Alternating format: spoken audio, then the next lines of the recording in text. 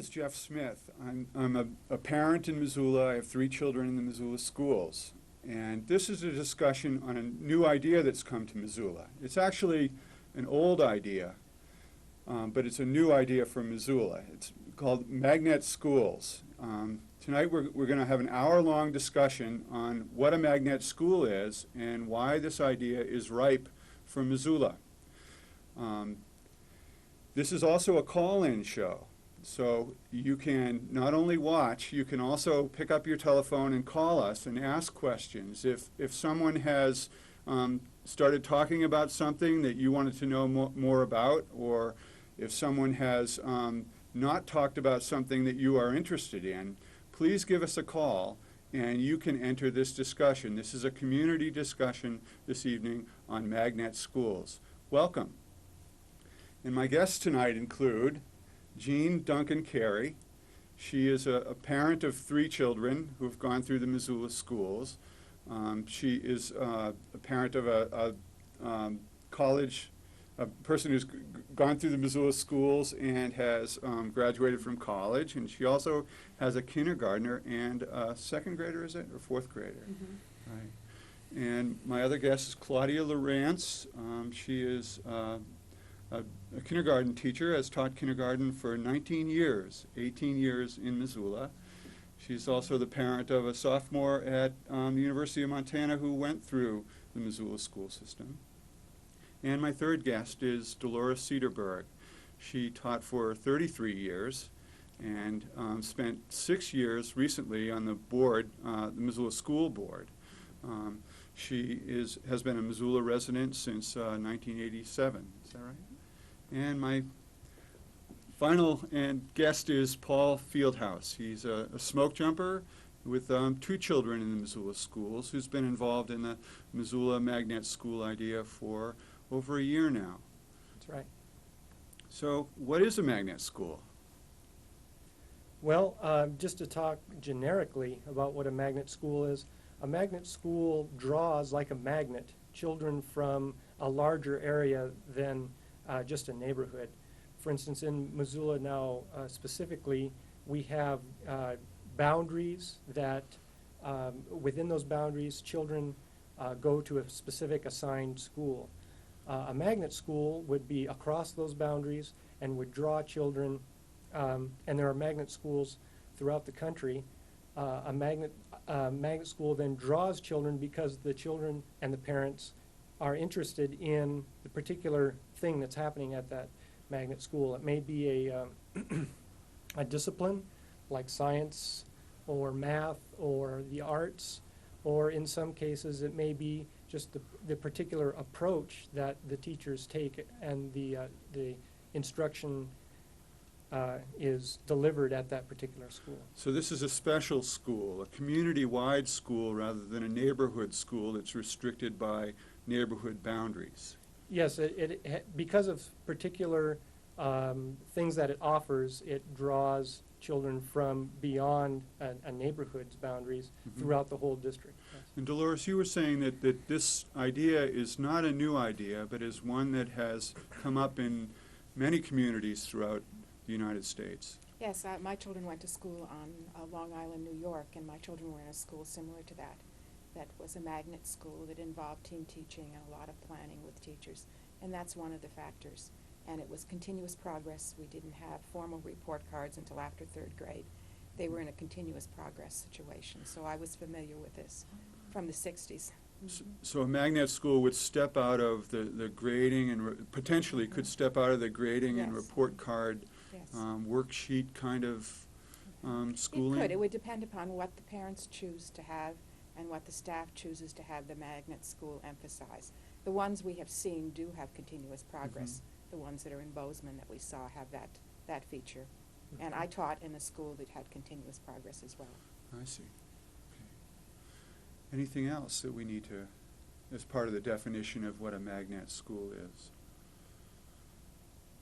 I think there's choice. I think that's important. Normally, the parents choose to go to the school, so you have an interest in the parents choosing the school, and then you have the teachers that choose to be in that. And generally, you would have an administrator who would choose to be in that school with a special emphasis on sharing ideas and communication, and So, that's very important. So not only the parents and the children would choose to go to the school, but also the teachers within the district would choose to be the teachers there, and you also mentioned the principal or the administrator would also choose to enter this environment as well? There was an advantage in Bozeman because they said they had the possibility of grant writing if they chose a specific topic, like they did science and technology. Then they were able to engender more money because they were able to write specific grants, which is a possibility that we haven't discussed yet at all. Well, you've already anticipated the next question, which is where magnet schools are functioning. You mentioned Long Island, New York, and you mentioned magnet school in Bozeman. Let's talk about that a little bit.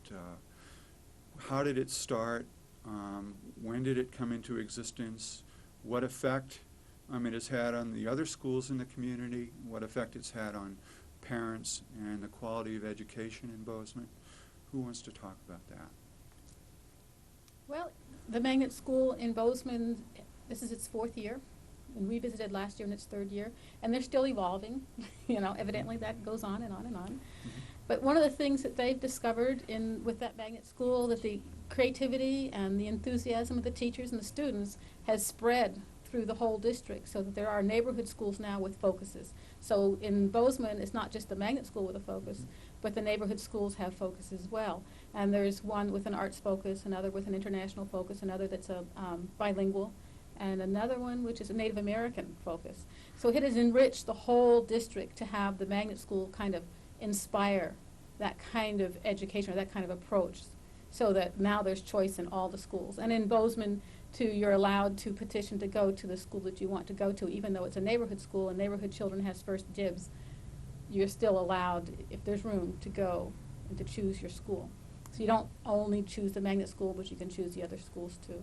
In the Bozeman School is an elementary school, meaning it's grades K through kindergarten 5. through 5. Mm-hmm. And its initial focus was what? The Magnet School initial focus was science and technology. So- That was their focus, but their initial focus, same as we feel in Missoula, that it's more our approach to the curriculum rather than the content. We feel that we want a child-centered approach, an approach where every child is treated as an individual, the parents are involved, and that there's assessments instead of report cards, that we're all involved with making a portfolio and setting goals for the child, and the child meets goals. And the academic standards are the same in the Magnet School as throughout the whole district. And then in Bozeman, the Magnet School picked the science technology focus when they realized that funding came through that. And they also felt science and technology is a kind of a weak spot in public schools, and it'd be good to beef up that end. Though there was no lack of arts in that school. It was absolutely wonderful. What we saw, in the halls, the artwork, and the enthusiasm of the children, you could tell they were creative. And they're creative not just with art, but with what they're doing with their schoolwork too. We discovered when we visited there that that the principal we spent quite a bit of the day with, and also about an hour or so with the superintendent, and got to know and which we were very interested in, how the Magnet School came to be about in Bozeman. And they were at a time of change in the district when the new superintendent was hired. And this was one of the things that came out of that time of change, was this idea of a magnet school. And they did decide on and I think that, I don't know exactly how that decision was made, but I know parents and teachers were involved for some time before the actual school was up and running. They did consider several different ideas that they might have for a content focus, a discipline focus, but they did decide on science and technology. You mentioned it was a time of change, and that the school came into existence during that time. But let's get more specific. During this time of change, how did it come about? Was it a group of parents that came in together that decided that they wanted to bring this idea into existence, or who was there a driving force there within that community? Our understanding was that at that point it was the school board that had identified the need for some new things to happen. and sought out a superintendent who would help that change happen. But I think there were teachers, there were parents all involved. But the driving force in Bozeman, my understanding and my memory is that it was the school board that drove that particular change. And Claudia, did it draw teachers from throughout the district to that school? The teachers were interviewed specifically to teach in that kind of a school. So if you had been interested in some other educational options than the prevalent methods, you could apply. And therefore, they ended up with incredibly committed teachers who had a similar philosophy. And they went into that job knowing that it was going to be a tremendous amount of work, which these kinds of changes tend to be anyway. But they had a school that was partially condemned that they had to use, and of course they didn't use the condemned end of it, but they were working with very little, and in 3 years, by the time that we visited, had done amazing things with very little. And being a science and technology school, you'd expect it to be filled with the latest high-tech equipment. They barely had a computer in every room. It was very similar to many schools in Missoula, except that they were trying very hard to make it a place where the curriculum really met the needs of the children, rather than having the children fit into the structure of the curriculum. And I heard that the board was very involved. Dolores, do you think that that's an important element in I think Bozeman's success, I that think it's the board essential. was involved? They specifically chose the superintendent, and the superintendent chose the principal, and they did training. I think that in Missoula, when I was on the school board, we worked for a long time and made a mission statement. And so much of the mission statement that the board finally decided on included all of these kinds of ideas: to be a child-centered curriculum, to look at the individual children. And in that time, we put in place a lot of things that really honor children. We had a Care One program. We have supported staff development. We have sent teachers on a variety of things. We had Mary Lou Gilroy, who was just recently here at the current conference that we just had from Roundup, and she presented learning styles and Gardner's multiple intelligences, and that was done while I was here. We have initiated tribes workshops for teachers, and all of these kinds of things are taking care of emotional literacy, how children feel about themselves and how they feel about other people is a big, important part of this. So you're saying it's not that much of a leap No, it isn't. for our community to And go it's- from the way that the board has defined the purpose of the schools to this idea of a magnet Yes, here. And we have continuous progress in some of our schools. We have conflict resolution. We have cooperative games in some of our schools. These are kinds of things that they were working on in Bozeman, that were kind of the focal part of the school. The emotional aspect of the school was highly honored. And I'm interested in what you said, Jean, about a magnet school starting, but having a ripple effect on the other schools in the community. You mentioned, I think, one school saying, well, if they're going to be excellent in science and technology, we're going to be excellent in the arts. And then you mentioned an international focus with a third school. It's- Well, we would hope that in Missoula the same thing would happen, not exactly the same, but the ripple effect would occur, and that eventually a lot of the ideas that we have in the magnet school would spread to the other schools, and then we wouldn't need the magnet school anymore because the neighborhood schools would provide the choice in each school so that we would all feel we wouldn't have to bus our children or cart our children to a school. Have we got a call? We've got a call on line one. Hooray. Courageous person. Do I hit line one, or I've forgotten? Yes. Good evening. You're on the air. Yes, I have a question for you. What type of training is required for the teachers or instructors in a program like this? That's a very good question. Would you like to hold on in case you have a follow-up question? Sure. I would think that the same training that a regular teacher would have, except we are working with the workshop, like I said, in tribes, which teaches the emotional aspect to make teachers more aware of the feelings And then I would go on to say learning styles and in the environment, the different aspects that a teacher has to be concerned with. She has to be concerned with the light and the sound and the temperature, and whether children want to work alone or work in pairs, or whether children want to have teacher and adult giving them gratification right away, whether they can wait, whether they need to eat.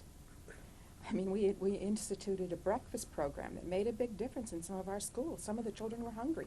You cannot possibly learn when you're hungry. And so things like that are all a part of a teacher's training. Not having a rigid set of rules and just teaching a curriculum, but being a facilitator of a child's learning. Did that answer your question?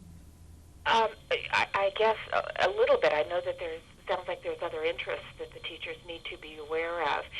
Are they not in the present school system faced with some of the training for those needs? Yes, I believe they are.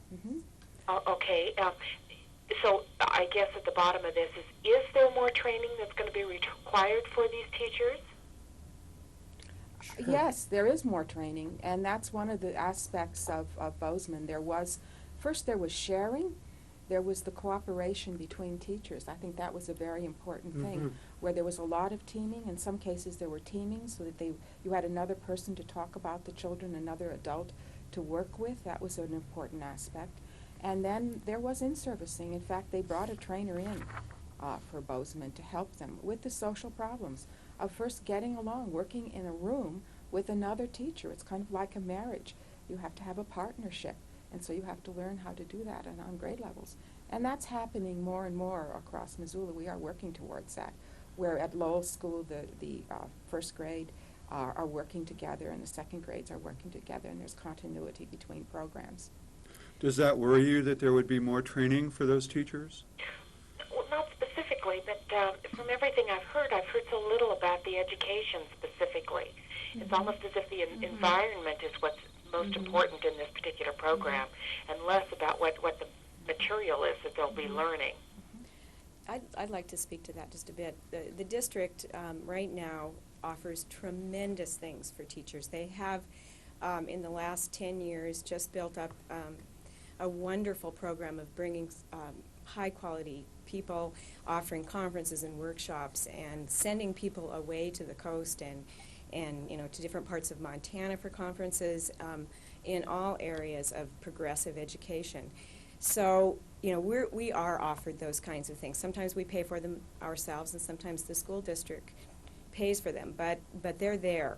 And it's a matter of choosing the ones that are appropriate, I think, at this point. If you're wanting to teach in a school that has a different structure, perhaps a multi-age or continuous progress school, you would have to choose certain kinds of things to attend. But they're out there and available, and often the district does foot the bill. And many teachers have already had this training with their university educations. And it's not new to a lot of new teachers, or not so much new teachers, even teachers who've been in business for, who've been teaching for 20 years. An integrated curriculum, for instance, it sounds really complicated, but the difference being that one theme is picked for the curriculum, and the subjects are taught through the theme, instead of having a social studies textbook and a math textbook and an English textbook and a reading textbook. There's a theme of whatever it is, Africa or the colonists, and the reading is done through that theme. So they're hitting the subject from many different angles, and they're getting their academic skills through a theme, and it relates the information they're getting. So if someone was taking literature or English or whatever the class might be, and their theme school, let's say, is Africa, what would their curriculum be? Well, something that you brought up is that that you weren't hearing very much about the material that would be presented. As far as the curriculum guidelines in this school, that at least the way we envision it at this point, the curriculum guidelines would remain the same. The basic material would remain the same as it is in any other school. What might be different is that the approach to presenting that material might be different. For instance, rather than it being February and that's the month that everyone learns addition, or subtraction, it might be February, and some of the children are ready to learn addition and are working on that, and maybe some of the children have already learned addition and are going on to subtraction and are learning that, so that the curriculum is meeting those children right where they are, right where they're at. It's providing the material for that next step, rather than setting it out for all the children in a universal, general way. Does that help give you a little more idea? So it's- Yes, I'll let someone else call now. Well, thanks for calling. Thank you very much for calling. All right, and we should tell people that it's very easy to call here. If you dial 542-6228, you'll be able to join this conversation. This is a community conversation, the first of a series on magnet schools, and on creating or bringing into existence a magnet school in Missoula. So we would like to welcome you to this conversation. If you're channel surfing, welcome. You haven't entered another time warp. This is Missoula Community Access Television, and this is the first in a series of discussions on a magnet school. So please call and please join our conversation. One of the other questions we started talking about before we went on the air was where we are at in Missoula right now, where we are with this idea. How far along are we with this idea? Right with this phone call, I think. I think we'll Oh, you can hold on? Yeah. Okay. I'll get it in just a second. Well, actually, it maybe to change a little bit of what we've said, this isn't really a brand new idea to Missoula. It's surfaced as an idea in the past, and some of us have heard about that. This particular effort started as more of a parent-driven group, though there have been increasing amount of teachers and administrators and community members getting involved. So I think that's of interest, that this is not something that has just hit Missoula in the last couple of years. It's been talked about really for several years in at different times, and it's come and for whatever reason it has not fully come to place. And there's a sense of critical mass happening now. I think so, and it's also possibly a time of change in the district too, which may be a similarity to what was happening in Bozeman. Okay. Maybe not exactly the same, and yet there's things happening. There's budget, so they're being constrained. There's has been things like that, which make it seem like it's also a time of change here. We've had the unification. That was a big change in the area. So. Well, I'm going to go and talk to this person on the phone, and Good then we'll idea. get back to that one. Okay. Good evening. You're on the air. Hi. I have a couple of different questions, I guess, for you. The first one is this going to be like a private school within Good question. Missoula, or what's it going to be like? Well, thank you for calling. Is it going to be a private school in Missoula? No way. We feel that this type of choice should be available to all public school students without paying tuition. So it'll be a part of the school district It will itself be, then? yes, and have the same standards as the school district. So, okay, so it'll be just like a neighborhood school, only it'll be maybe in a central location or something like that? Yes. Okay, got it. Very good question. Is there going to be information sent out to Gee, well, school district or the kids? funny you should ask. This flyer should come home in the school children's packets this week. They're out in the schools now. Oh, great. Okay, sounds good. Thanks a lot. Thank you. Thank you. You have a good night. Yep. All right, 2 calls. We did well. This is great. Well, you asked earlier about a timeline. Where are we now? And we're at the point where we have presented this idea to the Curriculum Instruction Committee of the school board. So you've already gone to the administration? We've already you mean? gone to the administration and talked with them, and at the Curriculum Instruction Committee, they are working on getting a structure to study, I had the words, to structure the magnet school, and it is our job in our committee to assess community interest. Because in order to have a magnet school here, in order to have this choice, those who are interested have to put their hands up and say, I'm interested. You know, we don't have a specific school and a specific thing to say it'll be at this school, this will happen and this will happen, but this is like initial interest, and people have to say, I'm interested, in order for us to go to the second step, which is for the board to consider it seriously. So we urge everyone to sign a petition or to come to a public meeting, which will be November 2nd at Sentinel High School cafeteria, or to call phone numbers. Paul's phone number is what, 721? 721-0265. And Dolores's? 549-2649. Or mine, which is 721-5008.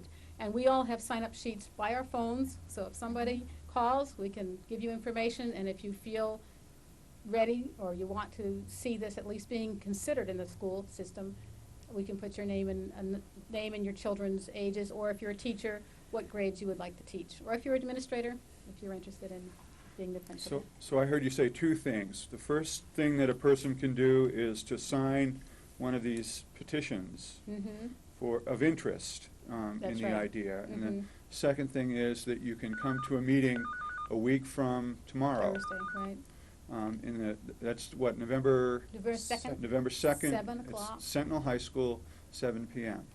Okay, I great. think it's important to also mention that you don't have to have children in the schools. Yes. My children are grown, Right. and I represent senior citizens. Right. And I think it's Yes. important that we are interested as senior citizens in the education of the children for the Children for the and future. And so you grandchildren. don't have to have a child in the school to be interested in education. We pay taxes. Mhm. We are supporting education in Missoula. We still vote for board And members. we vote, so I think it's important that anyone can call, not just parents with children in the schools. That's right. Okay, great.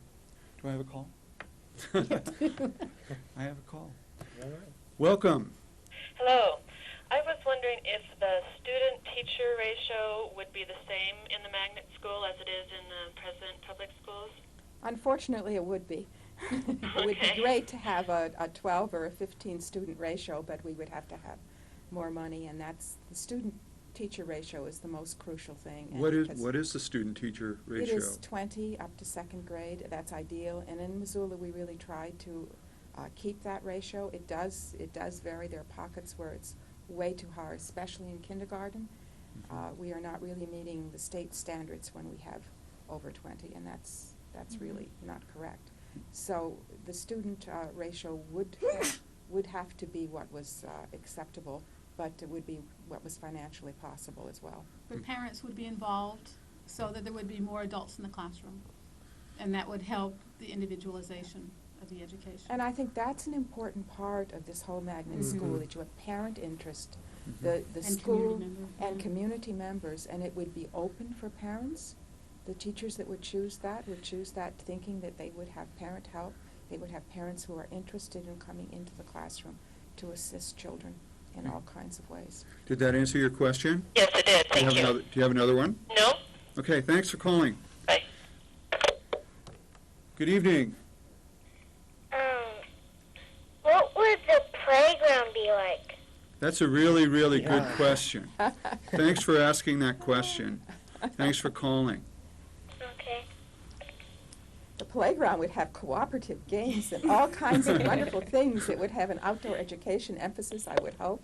It would have a learning environment where children would be able to study natural plants and do archaeological digs that the class before had planted outside. Yeah. So it would be a place where there would be a garden for butterflies, and a place where birds can come, and maybe a place where a deer could come and eat something where they wouldn't be scolded for it, and rabbits too.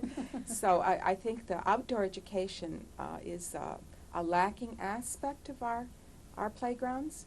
And I did support groups with Care One, and the most disastrous time was coming in from the playground where there were arguments and exclusion and fights and hard feelings.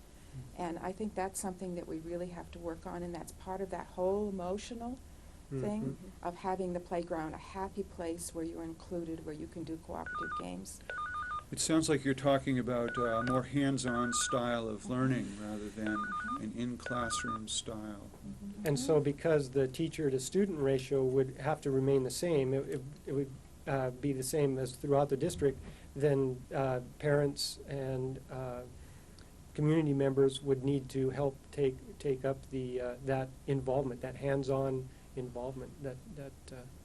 So there wouldn't be any more teachers, there would be the Couldn't same be. amount of students in the regular classrooms to in the be. regular schools, Yep. but the gap would be filled by parents, volunteers, and entering the school. Well, and university Sure. affiliation, I think that's Yeah. an important one. Yes.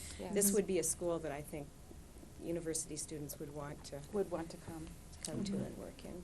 We have the Creative Pulse at the university, which is a nationally renowned program in the arts, and they are the ones who are leading the ways in a Master of Arts degrees, and they've trained a lot of people that are coming out of the university that are going to be really experts in learning styles. Howard Gardner is coming to Missoula, Montana, who did Frames of Mine next year, which is really an honor for Missoula to have. He's coming as a speaker? He's coming as a speaker for Oh, a great. week in the Genesis, which is really an honor for Montana to have. So we're looking at university Input. instruction Mhm. Yes, here. uh-huh. Great. Have another caller. Good evening. Yes, I have two quick questions.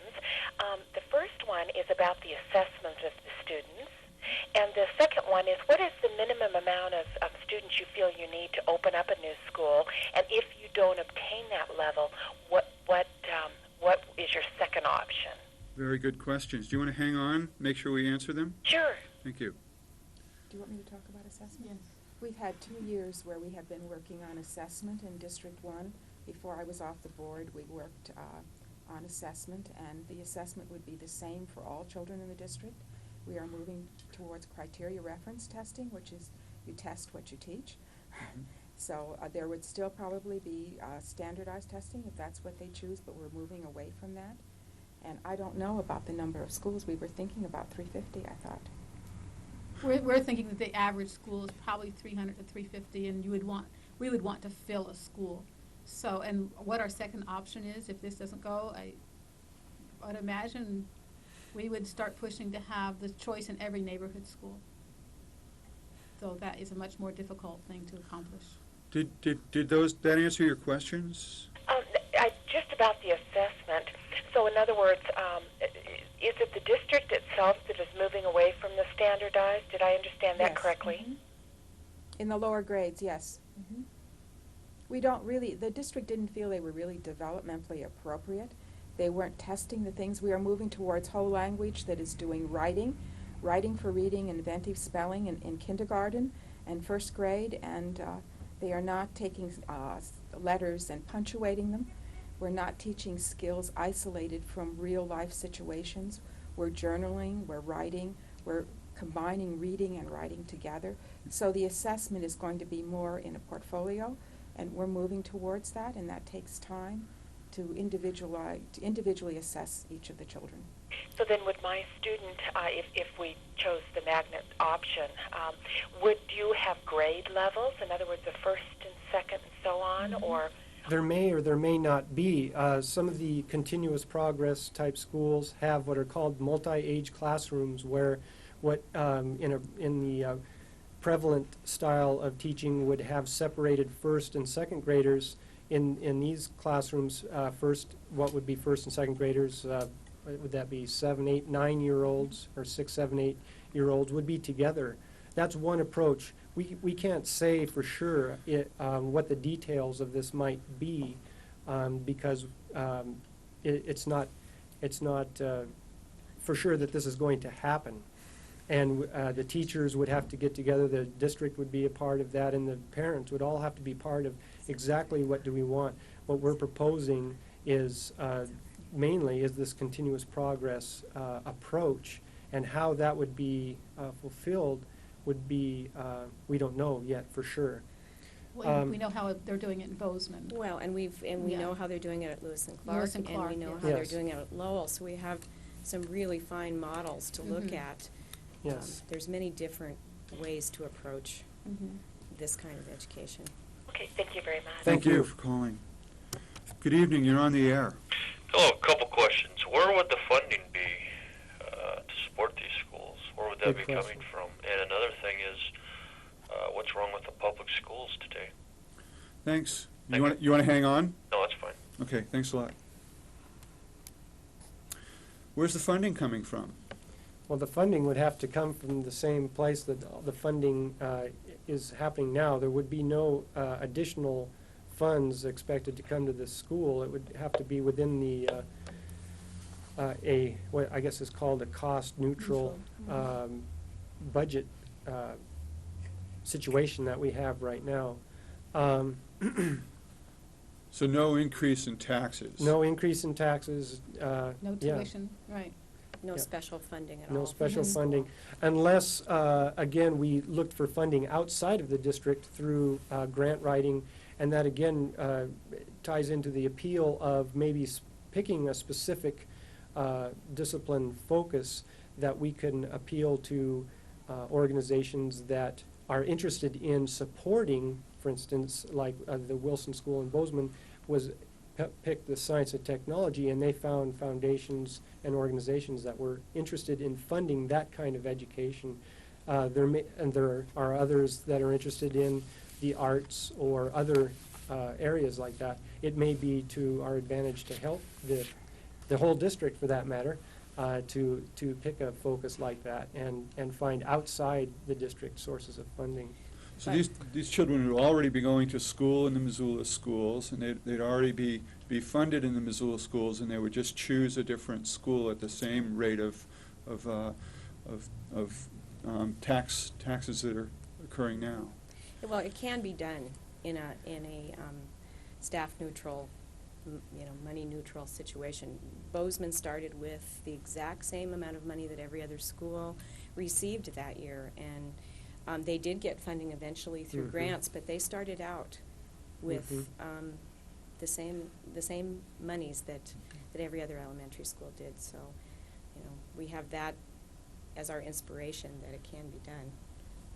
That's a really good question. I think I think it's important to realize that this is not criticizing the public Yeah. schools and not saying that there's anything wrong with the public schools. We support the public schools. The emphasis will be slightly different. It will be more on not just language and logical mathematics, but it will be on the arts, it will be on spatial, it will be on music, it will be on interpersonal relations that will be added to that. And everything is changing so fast. The research on brain is changing so fast we can hardly keep up in what's going on with science and technology today to know.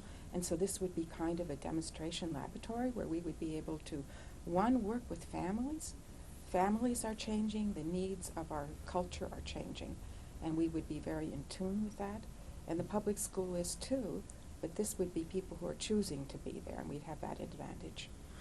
I, from listening to you talk, I look at this as an agent of change within the Missoula system, that when you have one school that steps out and tries to define itself in a new way, it has that effect on the other schools that they want to define. They want a new identity or a different identity. And in an ideal situation, what you have is you have each school increasing its excellence or working towards a greater excellence. There's also the reaching of a broader range of learning styles. The public schools now, and many classrooms reach a very broad, it depends on the teacher, or it depends on the curriculum in that particular classroom. But in general, the prevalent style is a relatively narrow band of students are reached on a daily level and are really successful in the school. And there's those below that band and above that band that are reached marginally. And I see the school as teaching a more open-ended curriculum so that a broader band of learning styles, of intelligences, and developmental abilities are being reached. So if you're slow in one subject and way up there in another subject, you can be accommodated in one classroom. And the reality is that our school district has already recognized this. They have allowed changes at several of the schools. They're allowing a lot of experimentation. One of the elementary schools has looping, which is having the same teacher more than 1 year in succession. They have allowed Lewis and Clark to have a continuous progress part of their school. They've allowed Lowell School to be, I think it's completely continuous progress now. And so they're recognizing the need for changes. The problem is that those changes are in several schools, but not all schools in Missoula. And there are some other schools that have no options for the parents and children in that area. That's why we have decided that a magnet school is probably the best thing we can hope for now. The neighborhood schools don't seem to be changing as quickly as we might hope they would, and a magnet school is going to offer these options to everybody in Missoula. And I think that answers the person's question about what's wrong with public schools. We're not here saying there's anything wrong. It's just that we're proposing this choice of availability to some things that are actually already going on in Bozeman, not too far away, and right here in Missoula, but are not currently available to children from the whole district. So it's not that anything's wrong. It's that this we feel it's time this choice was available for the entire district. And remember, if you're just tuning in, if you've been switching channels and you've come to rest here, welcome. This is a community discussion on magnet schools, what a magnet school is in Missoula, what it could be. We are encouraging people to call. This is a call-in program, and you are welcome to join this discussion by calling 542-6228. You can join in this community discussion on magnet schools. How many people are already involved in talking about magnet schools? It's a number that's growing, so we haven't gotten all those sheets in. But the original group was a pretty strong group of maybe a dozen families, and it just continued to grow. By May, there was like 50 or 60 families involved. Not actively, but the core group was still active, but the other showed their interest and wanted to be on lists and supportive. You know, if we needed some telephoning done, we knew we could call so-and-so to do telephoning or whatever. And now we've gained a lot of teacher support, much more than we expected. So the teachers know what we're talking about. It's not a foreign ground for them. We have over 30 teachers that are interested. Yeah. So that's more than enough That's a huge teachers. number of teachers. Yeah. Why would a teacher do that? Yes. Well, I know why I would do that. I'm Why not you sure did do that. Why I did do that. I just think there's a lot of people teaching in the public school system that know that there's a better and a more appropriate way to teach some children, and they'd like to try. Mm-hmm. Even though it takes more work. Mm-hmm, it does. It takes A lot more work. and They feel lots like of work, but it would be worth the commitment. Mm-hmm. How many teachers did you say? Over 30. Over 30. So far. Mm-hmm. There won't be 30 positions. No, there won't. So, Unless a lot more parents decide to sign their children up, and we have 2 or 3 schools. Then we'll just have it in every neighborhood and not have to worry about a magnet school right to start, which would be great. You talked about having discussed this with the administration in School District 1. How have you done that? At school board meetings? Have you talked over the phone with school board members? How familiar are they with this idea? They know it's out here. Well, that some have actually attended our meetings Yes. from the very Yes. beginning. Yes. 2 or 3 of Mhm. the board members, current board members, have attended our meetings. And the curriculum and instruction meeting that we went to, almost all of the board members were present. And we did get a lot of good questions and feedback from them at that time. So they're very aware of the intent. And they also know that it's not radical ideas. This Mhm. is not anything that's in the future, so to speak. It's already in place in a lot of school districts, and the school district is working towards this vision already.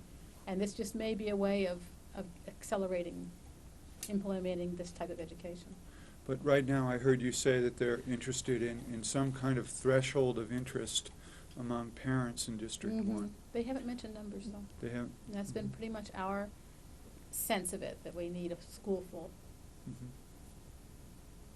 So we're reaching out to parents to let them know what we're talking about, what kind of ideas we've been been getting by visiting some of these schools, the Wilson School in Bozeman, and by Lewis and Clark and Lowell here in Missoula. We've also been doing a lot of reading, and we have teachers and Dolores and other people who have quite a background in this style of education, this approach of education, who are bringing a lot of material for us to understand how it might happen. And so we're trying to do two things with parents who may not be educated about this approach. We're trying to explain what it is, but it's kind of funny because we don't know exactly what the school would be. It's kind Sounds of a like you're dilemma. still open to parent input, too. Most Yes. definitely. And Be- teacher this, input. for this thing to really go, it's still a parent-driven committee, though teachers and administrators are becoming part of it. It's still a community, a whole community effort. And so it has to be something that we're suggesting, we're proposing, but it has to then encompass more and more people as they become involved. It has to encompass the needs of those folks as best as it can. So yeah, we need the people to become interested, to help us define what it is, what this school might be, and make it known so that either through signing up or by talking with the administration or school board members about their interest in this kind of a school in Missoula. And it sounded like you're very open to having parents call you at home Yes. and talk to you about Definitely. this idea. And Yep. the meeting is a week from tomorrow. We're- It's Sentinel High School, Yes. 7 o'clock. Yes.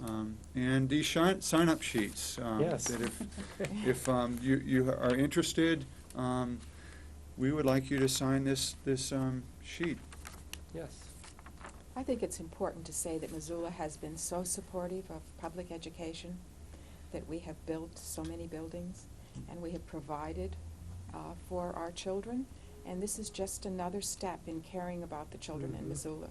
And we are so lucky. There was this terrible article in the paper today about gangs, and gangs coming in, and the children in Missoula, everyone is concerned about and are caring about, and we want to avoid those kind of situations by meeting their emotional needs as well as their academic needs. Oh, good. I think there's a lot of potential for future discussions like this, using MCAT. That we could have some board members from the school board here to talk about this idea and other ideas, and perhaps we could have visitors from Bozeman who've seen the idea work in Bozeman come in and share their ideas and enthusiasm with us. Yes. So we have another caller. Great. Good evening. What do you think your biggest obstacle is to accomplishing your goal? Parents wanting it. The biggest obstacle? I think that if parents want it, we will get it. Mhm. Because this is democracy. Public education is democracy.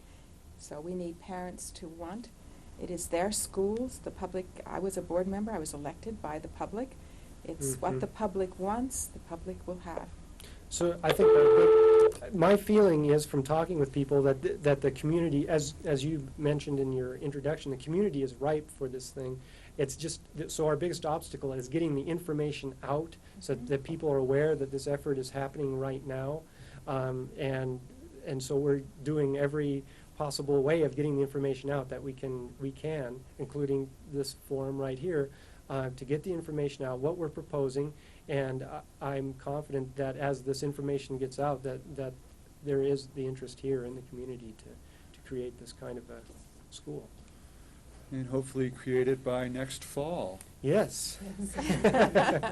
which we have, we need to get moving. Yeah, yeah.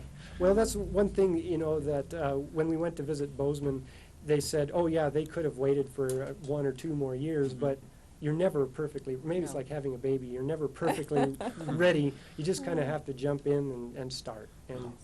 And so I think, yeah, the fall of '96, that's still very reasonable, very sane possibility. Okay. Well, I thank you all for joining me tonight. I know we're probably a little bit, and we're not quite ready to wind down because we have another call, Good. I think.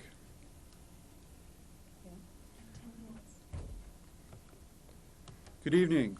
You're on the air. Yeah, good evening. I think one of the ladies there just hit the nail right on the head when someone had previously asked what is wrong with our public schools, and she mentioned the word democracy. This is not a democracy, it's a republic.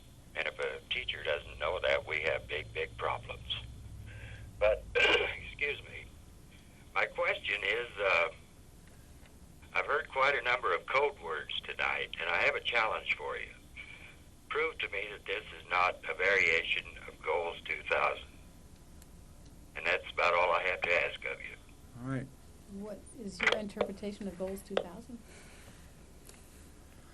Well, it's for excellence, and we are always interested in excellence. And so I'm afraid that I support Goals 2000, and I did support Goals 2000. I think that being concerned about all the aspects, it was not as realistic as it could be, because, for example, one of them, that every child would be ready for school when they started, and we don't have control over making every child ready to come to school, because that's a parent's responsibility. We take what we get, and we do the best we can do with it. Let's take a step back. Some people might be watching that might not know what Goals 2000 is. So how do you define I don't know what it is. I'm a parent, and I'm learning as I go, and I've heard of Goals 2000, but I don't know what it is. Well, it was established as the goals from the federal government that we were going to have specific things, like that everyone would be literate in math, etc., and they were unrealistic in many ways because can we have a drug-free society? Will just say no really work to make a drug-free society? They were goals. They were not always possible. There were a federal initiative Yes, to establish universal goals. Right. Mm-hmm. And there were many good things about them, but they were not really practical, and we worked towards it, but then it has been discredited because there were problems with it. That question, as I heard it, had to do with are these goals for a Missoula Magnet school going to duplicate the No. Goals 2000 goals? No, because there will be other goals that we will have. Going for excellence, yes, we will have high expectations. That's a very important thing of any school, is to have high expectations for the individual, which is very, very different than just high expectations. It's for the individual. Mm-hmm. And how else will it be different? Well, it should reflect the community, not necessarily reflect what the whole nation has as goals. It should reflect what the community has for the school. So if that person has input on how he would improve the school, he should come and You bet. Yes, testify. Definitely. Absolutely. Get involved. Mm-hmm. Schools and the school board and everything can only do what they can based on what they're hearing from people. All right, thank you. We have another call.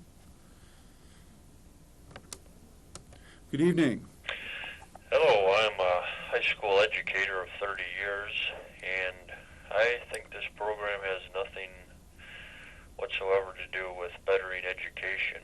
I think these people should move their efforts towards bettering the public school system, which I think is great. The parents need to get more involved, and if you don't have that, you don't have the kid wanting to learn. So. Okay, so that's your definition of improving the public schools, to have the parents involved. What else? That's about it. Have them show up every day and have the parents give about the kid. Mm-hmm. Support the kid and support the teacher and support the idea of a learning environment. That's all. Okay. Well, thanks for calling. Thank you. All right. All right. Are we ready? How close are we to wrapping this up? 5 minutes? I think that's a very important thing. It That is. That's the crucial thing. That is the crucial is thing. having the parent involved with the child and respecting the teacher and supporting the teacher and being present and providing a time to do homework and being sure that the child is in school. Attendance is a very important thing, especially in the high school and in the middle school where children are not in school It's very hard to continue a program when you don't have people present, and that's true also in the elementary school, that Mhm. attendance is very important. And every parent can do what they can do, and this is a public school. I don't know if he understood. He said, support the public school. This Uh-huh. does support the public school. Mhm. And it sounds like it's a vehicle for parent involvement as well. Mhm. Like- Definitely, yes. We Well- need that, and we need Mhm. that at all schools as much as possible. And I don't think this is in any way an alternative for non-involvement. If anything, it's asking for more involvement. Yeah, yeah. Well, there's a team that educates our children. As I said, what is it, it takes a village to raise a child? The Mhm. same that takes at least a parent-teacher partnership to educate a child. Because parents know a lot of things about the children that teachers would never know. What motivates a child, what shuts down a child, where the child is, where the child's interests are. So that information given to a teacher, the teacher can use her Mhm. or his child development and education tools as a team, to bring that child along. And then the child also will, if involved and engaged in the process, brings a lot towards his own or her own learning. And the goal of the education, as I see it, is to develop independent learners. Children are independent learners when they're born. Nobody tells them to learn how to talk or walk. It just happens because they have an awesome drive to learn within them. And we need to continue to encourage that independent learning, because we know that they want to learn. Mhm. It's satisfying to learn. It makes you feel good. It makes the children feel good. And if they have that sense of love of learning and they continue and use it, they will go much further than they would go if they, well, you have to learn your timetable by tonight. You know what I mean? That real strict skills motivation. The motivation has to be beyond the skills, and they will learn the skills happily.